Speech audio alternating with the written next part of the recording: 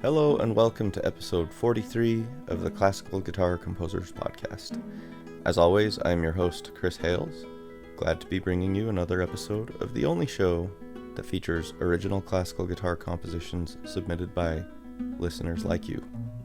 We feature music from around the globe, and we talk a little bit about the life, the universe, and everything. So I didn't do a show in July.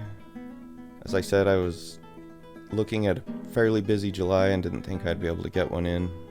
Among other things, I spent some time in Prague again. I had to go out there for my job and do some recording sessions. Worked with some great people out there and had a really good time. Man, I really like that city. I'm not a big city guy. I'm a country person. You know, my ideal living situation is out in the country. And I don't necessarily care for big cities, but I don't know if it's just the novelty of like being so far away from home, but I really like that city. That's a fun place.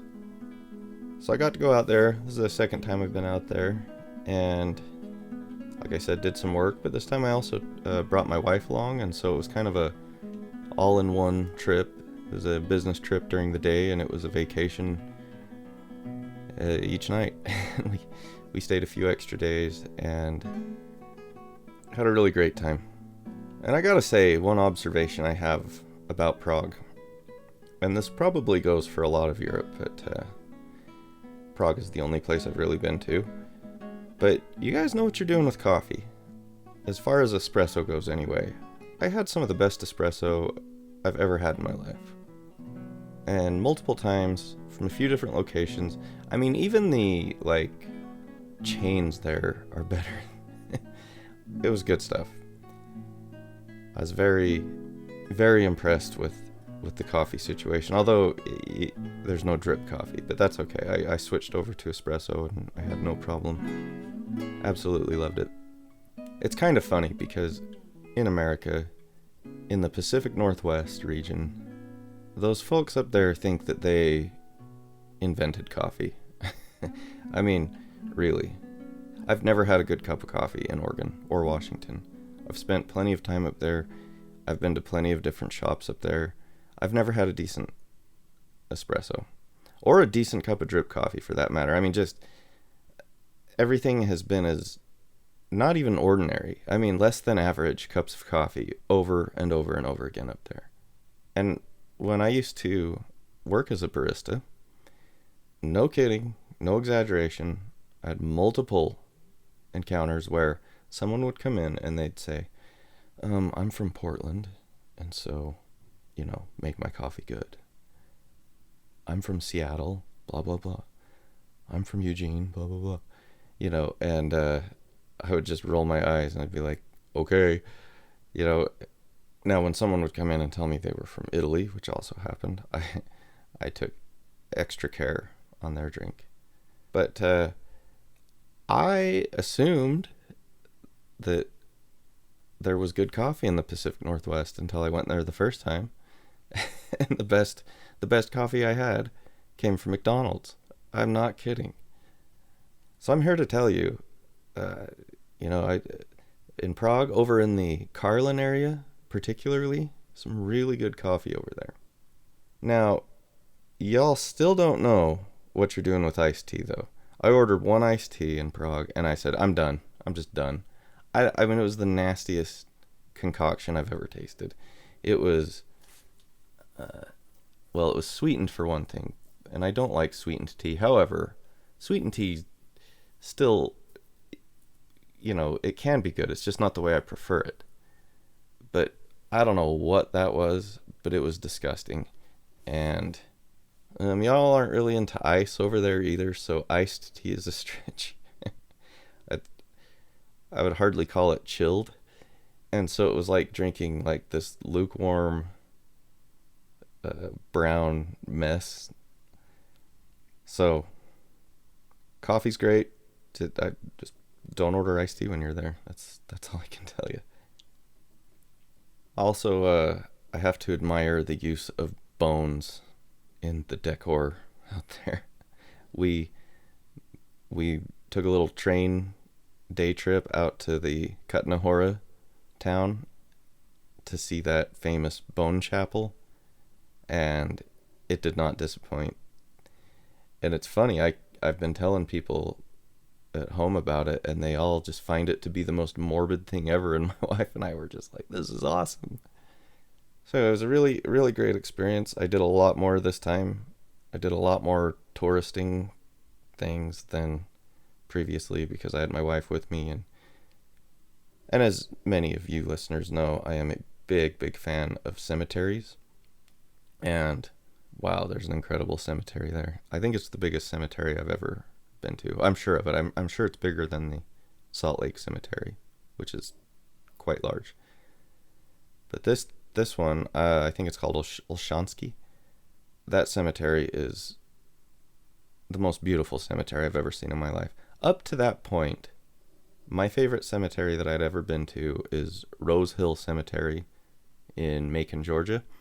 I went there when I was in that area specifically to see Dwayne Allman's burial place. Dwayne Allman and Barry Oakley from the Allman Brothers. And that cemetery is just incredible. Macon, Georgia, or Rose Hill, yeah, in Macon, Georgia. And still, it's the best one I've seen in America, but that old Shonsky is just something else. Now, last time I went, I caught a little more live music than I did this time. Last time I saw that guitar duo that was really fun. I went to an opera last time. There's no operas playing this time. Not a lot, really, in general, for larger concerts, but we did go to one of those kind of tourist concerts that they have in the cathedrals there, and that was actually a really neat experience. I was glad we got to do that. And so I heard some good classical music and didn't have too much trouble with the flights. With all the insanity going on with flying right now, it could have been a lot worse. It wasn't great, especially coming home. It took us forever to get home, dealing with delays and stuff. But from what I've been hearing is going on, we got away pretty easy. And so now we're back, and I've got to talk about a movie I just saw. As many of you know, I'm somewhat of a connoisseur of the horror genre. I don't remember the last time I saw a new horror movie that I loved. I feel like I've either hated them or, thought they were okay, but didn't walk away saying I want to see that again. And I'm talking in the last, 15 years or something like that. The last one I think that I really loved, that wasn't a horror comedy. There's been a lot of great horror comedies, but just like a straight up horror movie. The last one I saw that was new was 30 Days of Night. I loved 30 Days of Night. The sequel was garbage. I just don't feel that there's a lot of great horror. Occasionally I'll see some film from the 80s or 70s that I hadn't seen before that's really good. But as far as something current being made, something contemporary, it's been a very long time. Until I just saw The Black Phone.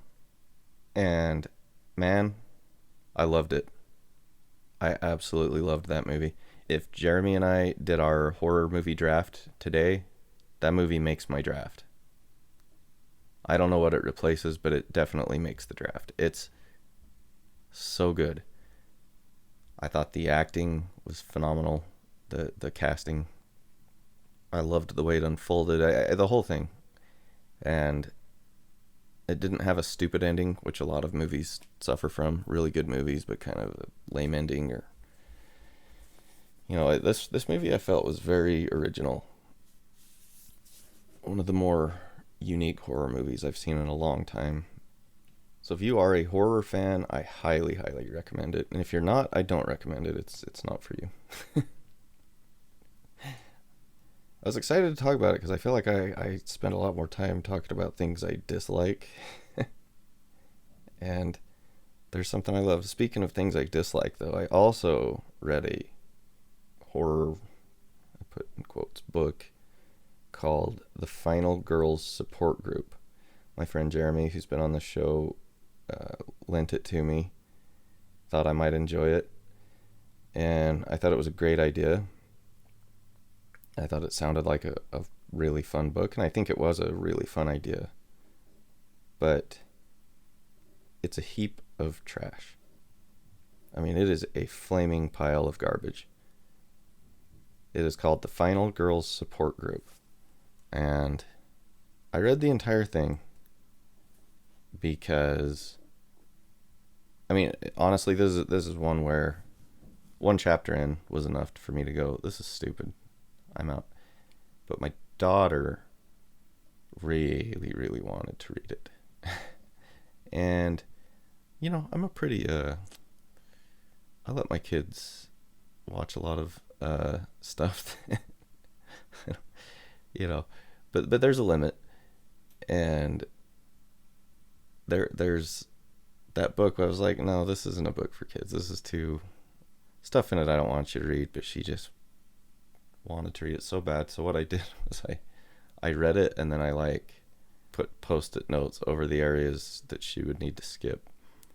And it was a grind to get through that book. I mean, just nonsense.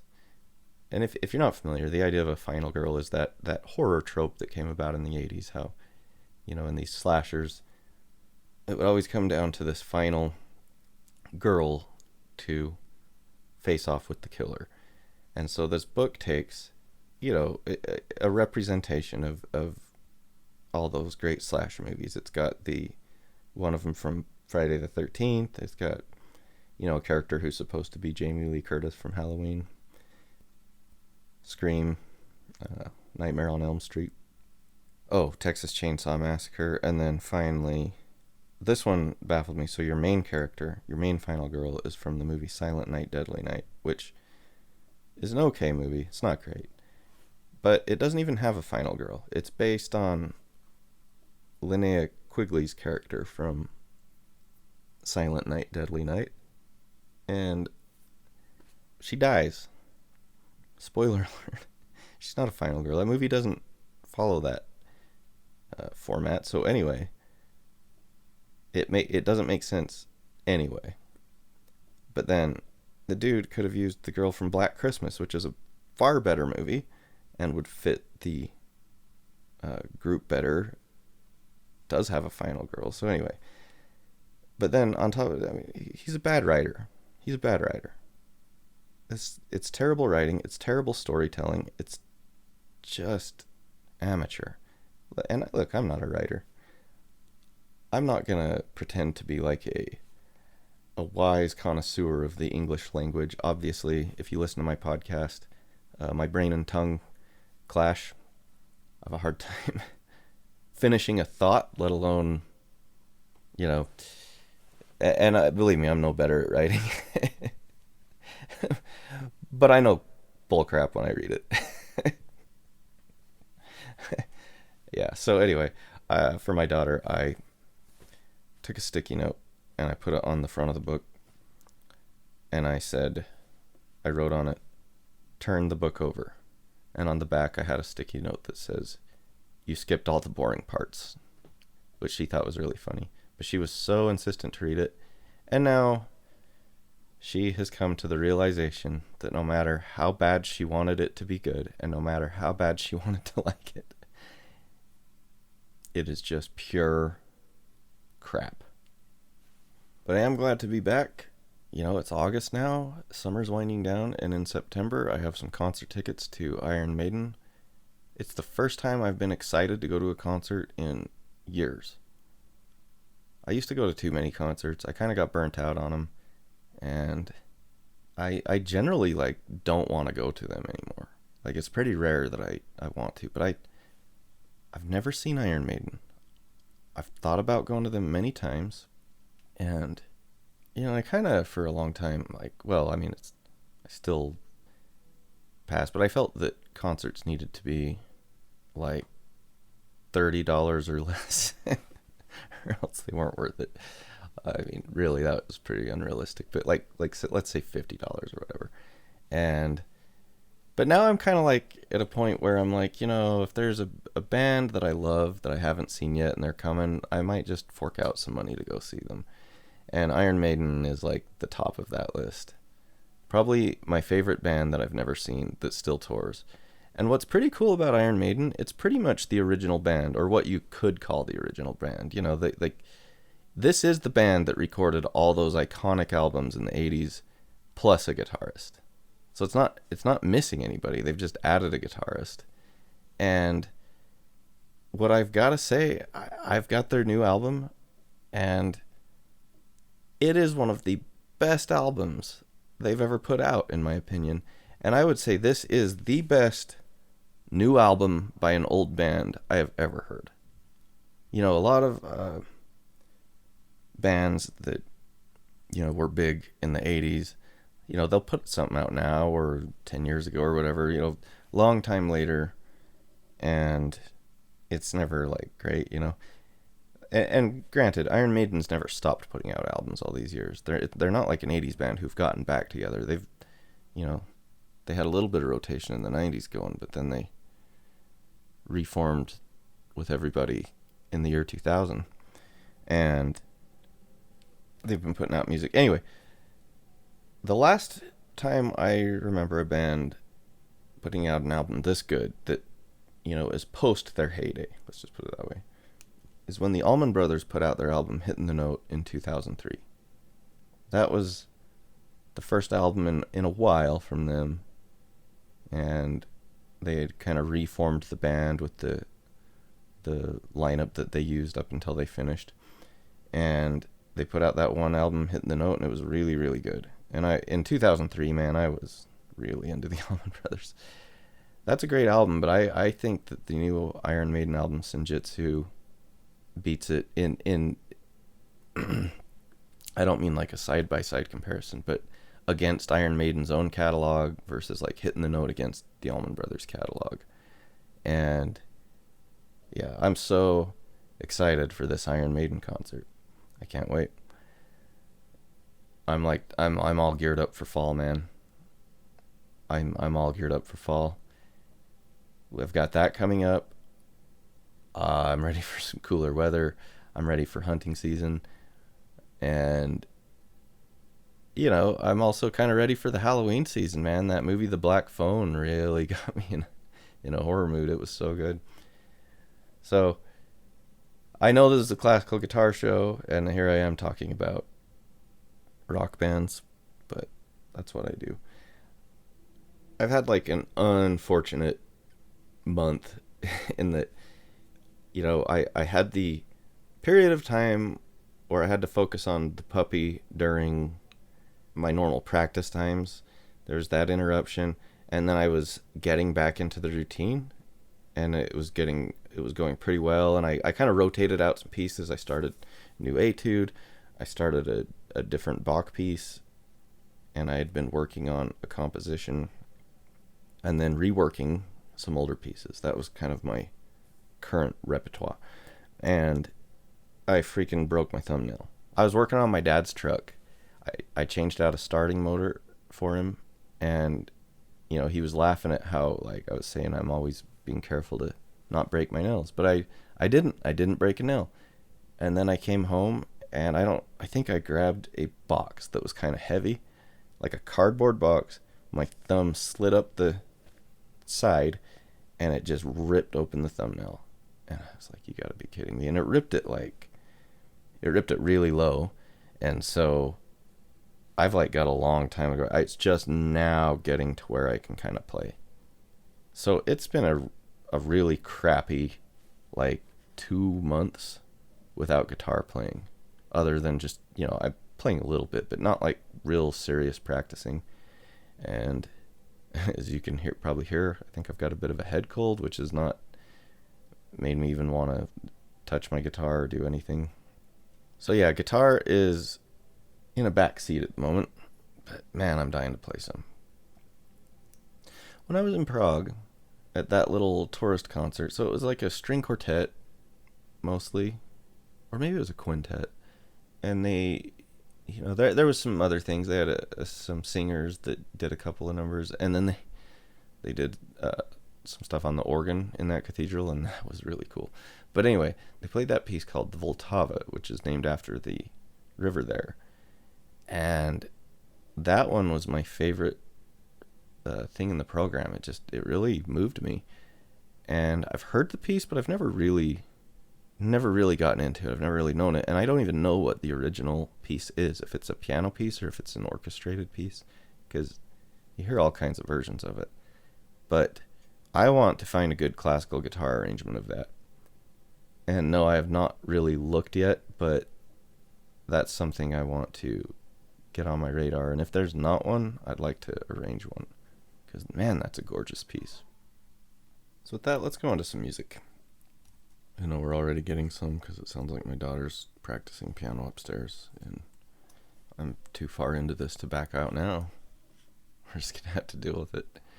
Today's music comes from Vincenzo Adelini from Italy.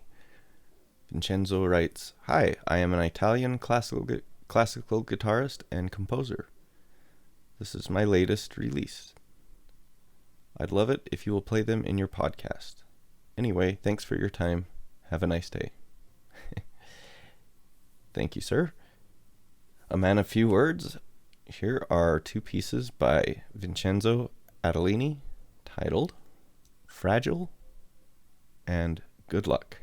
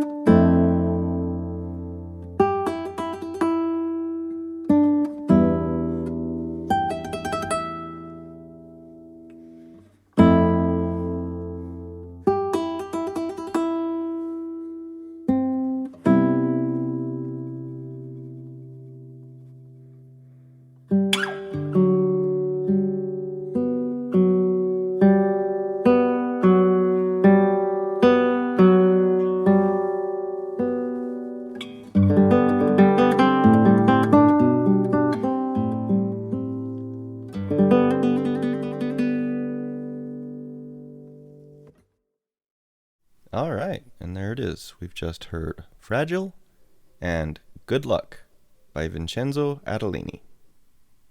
Thank you, Vincenzo. As always, I am very appreciative of the support for this show with those submissions. And I have some music lined up for next episode as well. I'm looking forward to that. And if there's one thing I can emphasize before I leave you till the next episode, don't bother with the Final Girls support group. It is just a trash heap of a book. Now I'll say this for Jeremy, as he lent it to me. Wasn't sure if I'd like it. I don't think he particularly thought it was very good either. I mean, he definitely had some criticisms, but I don't think he hates it as much as I do. It's probably more his kind of thing than mine. But I would say go see The Black Phone if you can handle horror. It's very good. I'll give you a quick little story I just remembered when I was in Prague too that kind of cracked me up. So, you know, the folks I'm working with speak English very well. And of course I know like 3 words in Czech. And man, I really I have to tip my hat to bilingual people. I kind of have attempted several languages, just never really stuck with it. I mean, never really had a need to either. I guess if you're there, you probably would benefit from speaking English a lot more than I would benefit from speaking Czech here. But anyway, there was a moment where the 3 of the people who I worked alongside all week were talking to each other in their own language, which to me just sounds like they're going, you know, and then all of a sudden the one goes, Master, and they resumed talking. I just started laughing. I said, were you just singing Metallica? And he's like, oh yeah. And I said, you guys are talking about Stranger Things, huh? And he says, yeah. So they were sitting there talking about latest season. Like, have you seen it? I said, yeah, I've seen it. It was just kind of funny. Makes the world a little bit smaller. And it just cracked me up. I haven't talked about that show too much on this podcast. I like it a lot. I really liked it, the first season a lot when it first came out, and I think it's all been good. I thought the 4th season was pretty good, but a bit long. I didn't like the new format of doing extra long episodes, but still pretty good show. Anyway, but it's not something I would largely talk about on this show because I bet there's like 500 podcasts going into great detail about it. All right, I'm going to call it a day. I hope you all have a great August. I'll see you again in the September episode. Thank you for listening. Thank you to Vincenzo Adelini for the music. And remember, if you would like to support the show in a monetary fashion, I don't take donations, but you can buy some of my original sheet music. And if you're interested in that, you go to classicalguitarcomposers.com and click on the link that says sheet music. You can get a little something in return, including the theme for this show. It's straight out of the first movement in my American Suite. And also, check out the link from the post for the previous episode. Has a link to friend of the show Christian Himes' album release on Spotify. Definitely check that out. Okay? Thanks, everybody. Until next time, keep on plucking.